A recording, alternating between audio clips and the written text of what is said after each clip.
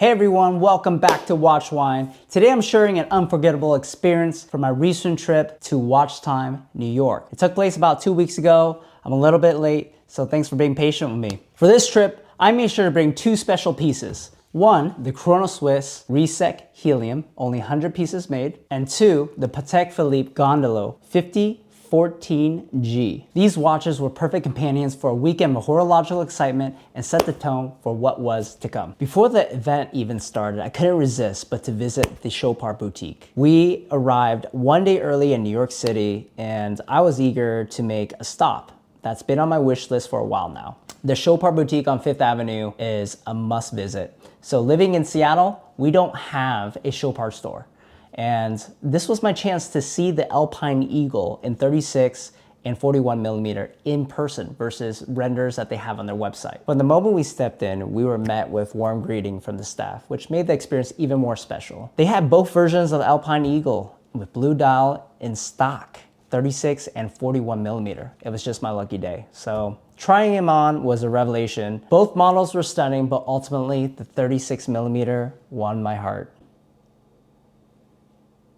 The proportions fit my wrist perfectly, while the 41 millimeter, though beautiful, felt just a bit large, but it was serendipitous that this was the last 36 millimeter in blue dial that they had in stock. So I had to say yes to the watch. And as they were wrapping up the watch, my wife and I were treated with champagne, a classy touch to elevate the overall purchase experience. The service was exceptional and even made a couple of friends who were also heading to the WatchTime event. Later that evening, we attended the VIP cocktail event before the main WatchTime event. This took place on Friday, same place, Gotham Hall. Picture this: wine, beer, cocktail, and watch enthusiasts in their best attire. I'll admit, I was probably the most underdressed person there, wearing a polo shirt and jeans and some loafers. But hey, it's all about the watches, right? The best part, we got a sneak preview of watches that would have been on display throughout the event, one day in advance. So seeing these pieces ahead of the crowd was a game changer. I didn't feel rushed and I was able to take my sweet time,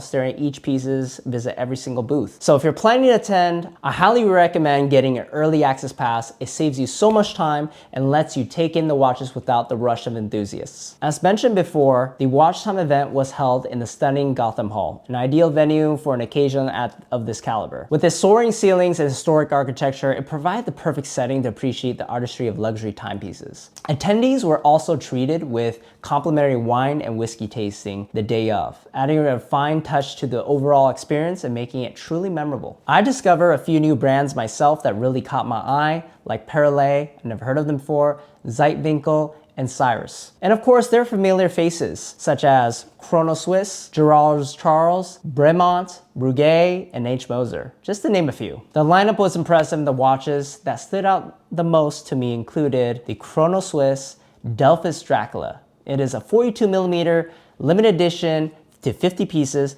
The watch came with a coffin. It comes with a 18 karat red gold case and blood red hand guilloche enamel dial, which makes it even more special. It's actually powered by their in-house movement C6004 movement with a 55-hour power reserve. I thought the unique coffin was a great presentation piece. You have to see in person. You'll see in the photo over here. I wish I had taken a video footage of it, but you can check it out on their website. The next piece is actually from Chopard, the Alpine Eagle 41XP TT. It showcases ultra thin craftsmanship with the LUC caliber 9617S. It's just 3.30 millimeters thick.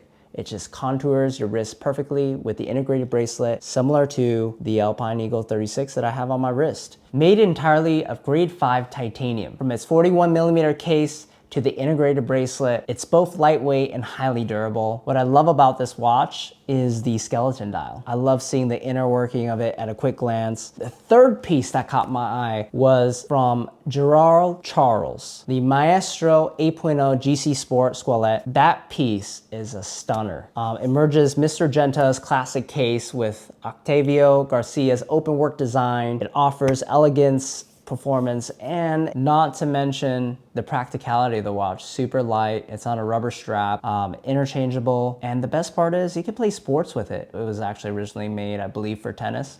Please correct me if I'm wrong in the comments.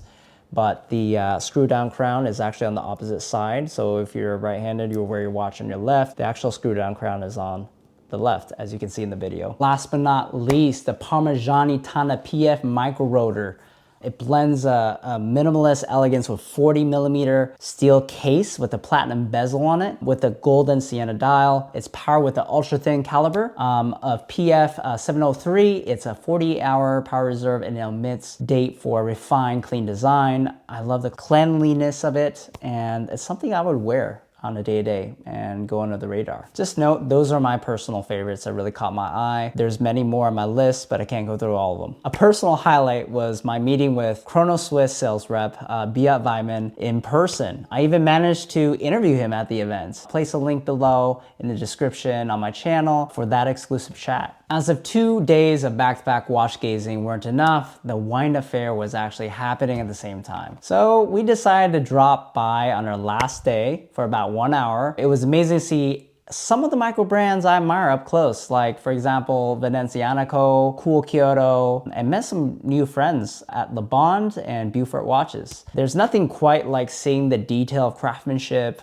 in person compared to online, which I really love about that. If I were to do this again, I would recommend extending your trip a little bit longer to hit up both places. I thought that 1 hour wasn't enough at the WindUp Fair. There was so much to see. It was actually 2 floors of watch brands. After this whirlwind of watch events, I'll be honest, I was a bit watched out by the end.